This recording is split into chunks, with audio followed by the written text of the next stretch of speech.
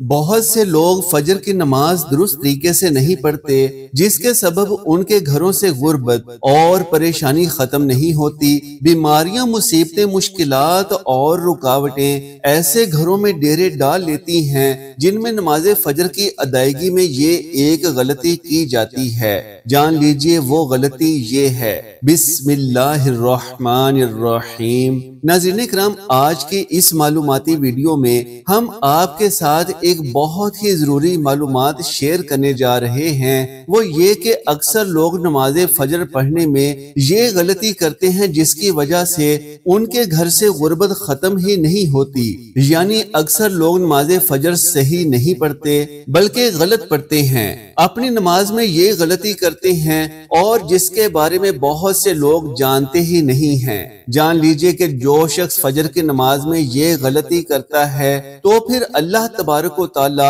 کبھی بھی اس کی غربت کو ختم نہیں کرتا۔ آج کی اس معلوماتی ویڈیو میں ہم آپ کو نماز فجر پڑھنے کا صحیح طریقہ بتائیں گے اور وہ غلطی بھی بتائیں گے کہ جس کی وجہ سے دولت گھر میں نہیں آتی۔ ناظرین اکرام، جان لیجئے کہ پیارے آقا صلی اللہ علیہ وآلہ وسلم نے فرمایا کہ جو لوگ فجر کی نماز غلط پڑھتے ہیں تو ان کے گھر میں غربت کے ڈھیر لگ جاتے ہیں اور وہ کبھی بھی غربت کی دلدل سے نہیں نکل پاتے۔ اب وہ غلطی کون سی ہے؟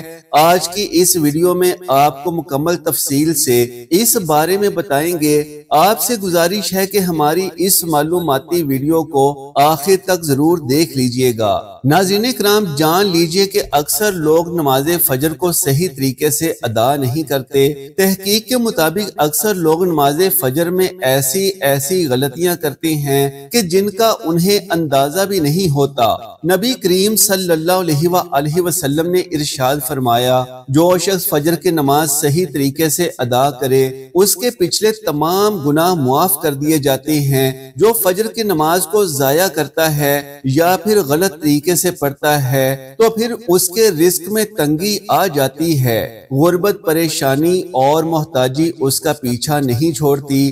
جان لیجئے کہ زیادہ تر گھروں میں بے برکتی اور غربت فجر کی نماز میں کوتاہی کی وجہ سے ہے۔ جان لیجئے کہ فجر کی نماز کو صحیح ادا کرنے سے نہ صرف پچھلے گناہ معاف ہو جاتے ہیں بلکہ اللہ تبارک و تعالی رزق کے سارے دروازے بھی کھول دیتا ہے۔ ناظرین اکرام، جان لیجئے کہ ایک مرتبہ نبی کریم صلی اللہ علیہ وآلہ وسلم نے فجر کی نماز کے بعد صحابہ کرام رضی اللہ تعالیٰ عنہم سے فرمایا کہ آج رات ایک عجیب بات ہوئی، کیا تم میں سے کسی نے خواب دیکھا ہے؟ صحابہ کرام رضی اللہ تعالیٰ عنہ نے عرض کیا کہ نہیں یا رسول اللہ صلی اللہ علیہ وآلہ وسلم۔ تو آپ صلی اللہ علیہ وآلہ وسلم نے فرمایا کہ میں نے خواب میں دو فرشتوں کو دیکھا جو کہ میرے پاس آئے اور انہوں نے کہا کہ آؤ ہم تمہیں ایک منظر دکھاتے ہیں۔ پھر وہ مجھے لے کر چلے گئے اور میں نے ایسے مناظر دیکھے کہ جو دل کو دہلا دینے والے تھے، لیکن ان سب کے درمیان ایک منظر ایسا بھی تھا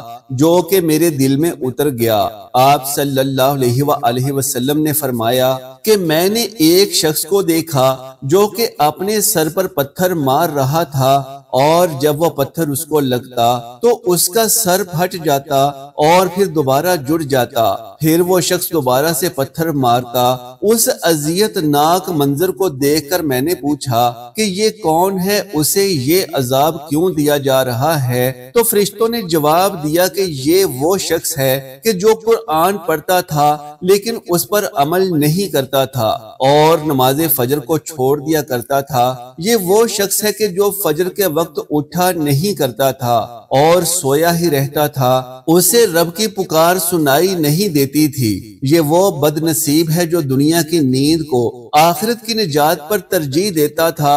ایک اور موقع پر آپ صلی اللہ علیہ وآلہ وسلم نے فرمایا کہ جو شخص فجر اور عشاء کی نماز با جماعت پڑھتا ہے تو گویا کہ وہ ساری رات کی عبادت میں مشغول رہا اور اسے اس کا پورا اجر ملتا ہے۔ یہ کتنی بڑی خوشخبری ہے کہ صرف 2 نمازیں باجماعت پڑھنے سے ہی ایسا اجر مل جاتا ہے کہ جیسے پوری رات کی عبادت کی ہو۔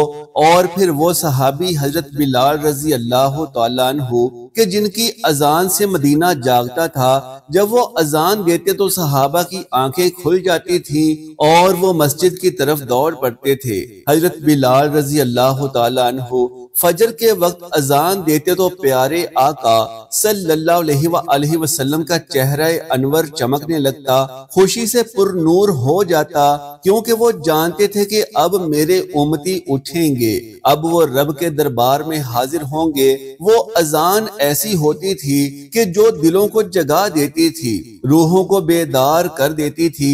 ایک دفعہ ایک نوجوان صحابی مسجد میں فجر کی نماز کے لیے نہ آئے، حضور صلی اللہ علیہ وآلہ وسلم نے اس کی غیر موجودگی کو محسوس فرمایا اور نماز کے بعد صحابہ سے پوچھا کہ فلاں کہاں ہے؟ تو صحابہ کرام رضی اللہ تعالی عنہ نے عرض کیا کہ یا رسول اللہ صلی اللہ علیہ وآلہ وسلم وہ بیمار ہے اور کمزور ہے۔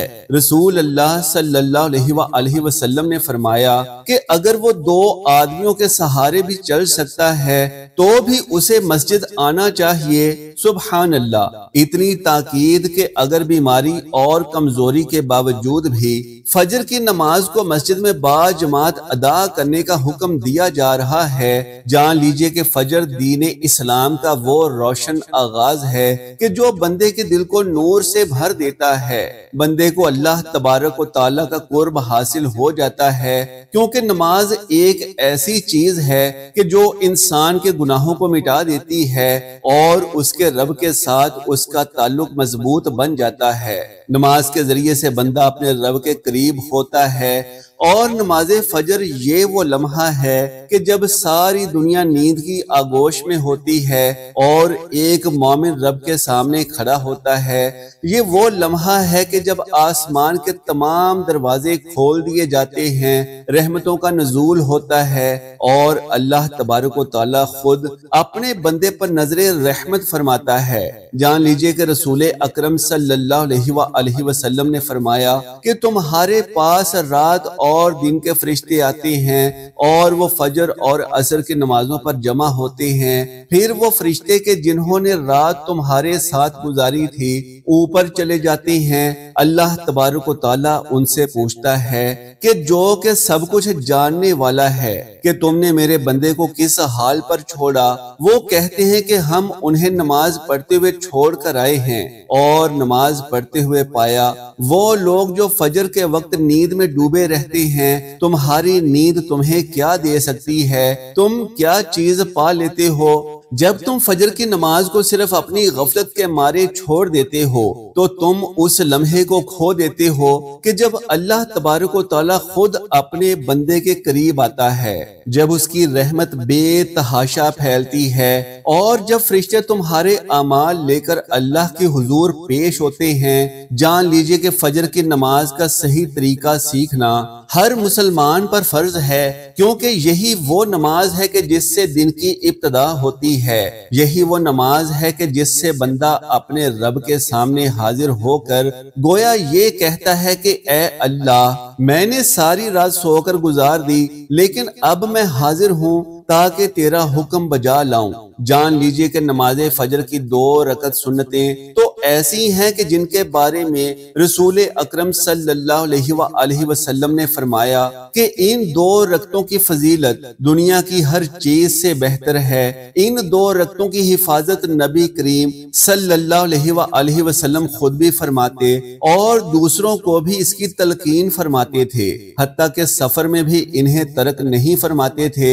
ناظرین کرام، جان لیجئے کہ نماز فجر کے فرضوں کی نیت یوں کی جاتی ہے کہ دل میں یہ ارادہ ہو کہ میں اللہ کے لیے 2 رکعت نماز فجر ادا کرتا ہوں۔ نماز کا آغاز تکبیر تحریمہ سے ہوتا ہے، یعنی اللہ اکبر کہہ کر دونوں ہاتھ کندھے یا کانوں تک اٹھا کر سینے پر باندھ لیے جاتے ہیں۔ پھر ثنا یعنی سبحانک اللہم و بحمدک پڑھی جاتی ہے۔ اس کے بعد تعوذ اور تسمیہ، پھر سورہ فاتحہ پڑھی جاتی ہے جو کہ ہر رکعت میں فرض ہے۔ اس کے بعد کوئی اور سورت یا کم از کم 3 آیات قرآن کریم کی پڑھی جاتی ہیں۔ اس کے بعد رکوع کیا جاتا ہے اور 3، 5 یا پھر 7 مرتبہ سبحان ربی العظیم پڑھا جاتا ہے، پھر قیام کیا جاتا ہے اور پھر سمی اللہ لمن حمیدہ ربنا لک الحمد پڑھا جاتا ہے۔ اس کے بعد سجدے میں جایا جاتا ہے اور پھر 3، 5 یا 7 مرتبہ سجدے میں سبحان ربی الاعلی پڑھا جاتا ہے، پھر اس کے بعد دوسرا سجدہ بھی اسی طرح کیا جاتا ہے اور پھر کھڑے ہو جاتے ہیں۔ اس کے بعد دوسری رکعت میں بھی اسی طرح سورہ فاتحہ پڑھنے کے بعد کوئی اور سورت پڑھی جاتی، پھر رکوع اور پھر سجود کیے جاتے ہیں اور 2 سجدے کرنے کے بعد دوسری رکعت میں تشہد بیٹھا جاتا ہے اور پھر التحیات پڑھی جاتی ہے، پھر درود ابراہیمی پڑھا جاتا ہے اور پھر دعائیں پڑھی جاتی ہیں اور پھر سلام پھیر دیا جاتا ہے۔ اس طرح سے نماز مکمل ہو جاتی ہے۔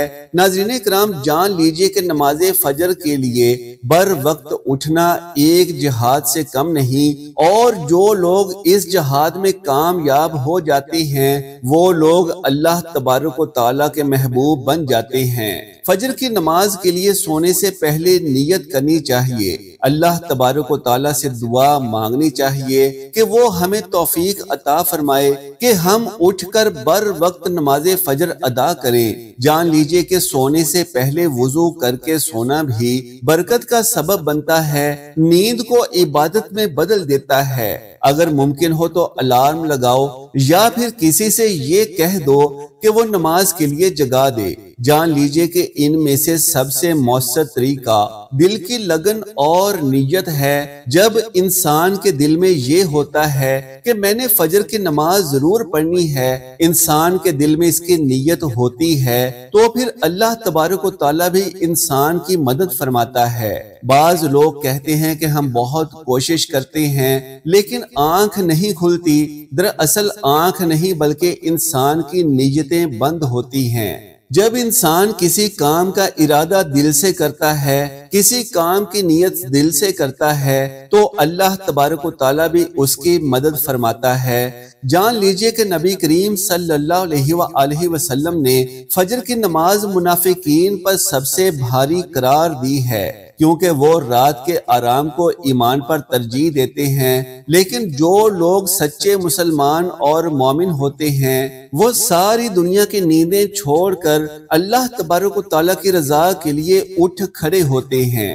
ناظرین کرام، فجر کی نماز بندے کے پورے دن کو برکت والا بنا دیتی ہے، کیونکہ جب دن کا آغاز ہی نیکی سے کرنا ہے تو پھر اس دن میں اللہ تبارک و تعالیٰ اپنے بندے کے لیے رحمت عطا فرماتا ہے۔ جان لیجئے کہ جو دن فجر سے شروع ہوتا ہے تو پھر وہ دن شیطان سے محفوظ رہتا ہے، اور جس دن کا آغاز بغیر نماز سے ہو تو وہ دن بے برکتی والا اور منحوس ہوتا ہے۔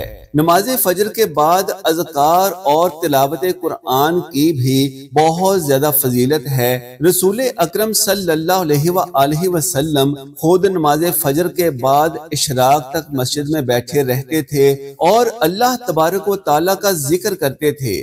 جان لیجئے کہ یہ وقت دعا کی قبولیت کا وقت ہوتا ہے۔ فجر کی نماز کے بعد تھوڑی دیر تک بیٹھ کر استغفار کرو، تسبیحات پڑھو، اللہ سے مانگو وہ سب جو تمہیں چاہیے۔ یہ وقت سب سے بہتر اور افضل وقت ہوتا ہے، کیونکہ اس وقت دل نرم ہوتا ہے، روح تازہ ہوتی ہے اور فضا پاکیزہ ہوتی ہے اور رب خود بندے کے قریب ہوتا ہے۔ ناظرین کرام، یہاں پر ایک اور ضروری بات آپ کو بتا دیں کہ کسی بھی نماز کے لیے پاکی بہت ضروری ہے، کیونکہ ناپاکی میں کوئی بھی عبادت قبول نہیں ہوتی۔ اسی لیے ہر نماز کے لیے وضو کا خاص اہتمام ہونا چاہیے۔ پاکیزہ لباس پہن کر بالکل پاک و صاف بن کر اللہ تبارک و تعالیٰ کے سامنے پیش ہونا چاہیے، کیونکہ بغیر وضو اور پاکی کے کوئی عبادت قبول نہیں ہوتی۔ سحری کے وقت اٹھ کر وضو کرو،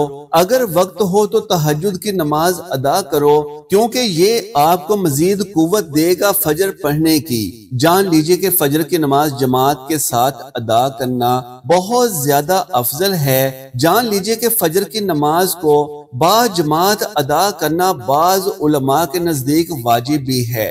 اس کی بہت زیادہ فضیلت ہے کہ جو شخص 40 دن تک فجر کی نماز با جماعت ادا کرتا ہے تو اسے نفاق سے بری الذمہ ہونے کی سند ملتی ہے۔ جان لیجئے کہ جو لوگ سوئے رہتے ہیں اور غفلت کی وجہ سے نماز فجر کو چھوڑ دیتے ہیں، ان کے بارے میں سخت وعیدیں بیان کی گئی ہیں کہ ان کے کانوں میں شیطان پیشاب کرتا ہے، یعنی وہ اس قدر غفلت کا شکار ہو جاتے ہیں کہ شیطان ان کے اندر نفرت اور سستی بھر دیتا ہے۔ فجر کی نماز کو کبھی بھی معمولی نہ سمجھیں، یہ وہ نماز ہے کہ جو انسان کی زندگی بدل دیتی ہے۔ اس نماز کی برکت سے انسان کا مقدر بدل جاتا ہے۔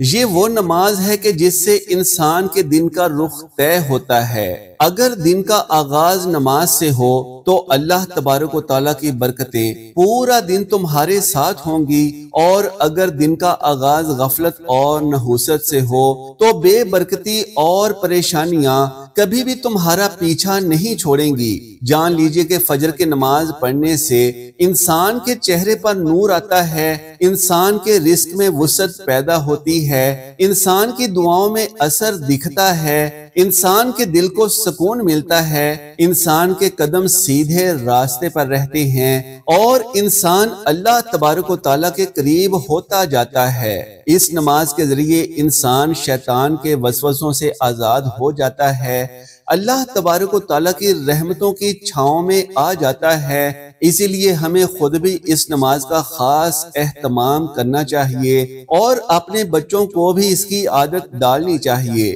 اگر گھر میں روزانہ فجر کے لیے ماں باپ خود اٹھیں گے تو پھر ان کی اولاد بھی اٹھے گی۔ آج ہمارے گھروں میں فجر کی نماز کا اہتمام ختم ہوتا جا رہا ہے، اسی لیے برکتیں بھی کم ہو گئی ہیں، دن بدن زوال کی طرف مائل ہوتے جا رہے ہیں، رزق کی تنگی آ گئی ہے، گھروں میں بے برکتی پیدا ہو گئی ہے، دلوں میں بے چینی بھر دی گئی ہے۔ اگر تم چاہتے ہو کہ تمہارے گھر خوشیوں سے بھر جائیں، تمہارے گھر میں اللہ تبارک و تعالیٰ کی برکتیں ہی برکتیں ہوں، رحمتیں ہی رحمتیں ہوں، چہروں پر سکون ہو اور تمام اعمال میں خیر ہو، تو فجر کی نماز کو اپنی زندگی کا لازمی حصہ بنا لو۔ اس نماز کو کبھی بھی قضا نہ ہونے دو۔ صرف فجر ہی نہیں بلکہ پانچوں نمازیں کبھی بھی قضا نہ ہونے دیں، کیونکہ نماز مسلمان پر فرض ہے اور قیامت کے دن سب سے پہلے نماز کا سوال ہی ہوگا۔ اسی لیے اپنی نمازوں کو پابندی کے ساتھ ادا کریں اور انہیں قضا نہ ہونے دیں۔